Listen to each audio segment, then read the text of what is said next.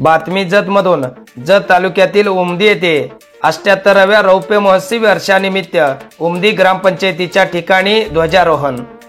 उमदी ग्रामपंचायतीच्या ठिकाणी 78व्या रौप्य महोत्सवी वर्षानिमित्त 15 ऑगस्ट स्वातंत्र्य दिन मोठ्या उत्साहात साजरा करण्यात आला।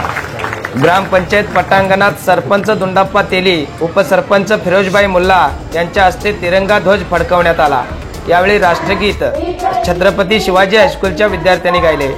यावेळी जिल्हा परिषद मराठी शाळा नंबर 1च्या विद्यार्थ्यांनी देशभक्तीपर गीतावर नृत्य केले। यावेळी सर्व जिल्हा परिषद शाळेतील विद्यार्थी, शिक्षक, प्रतिष्ठित नागरिक, पालक उपस्थित होते।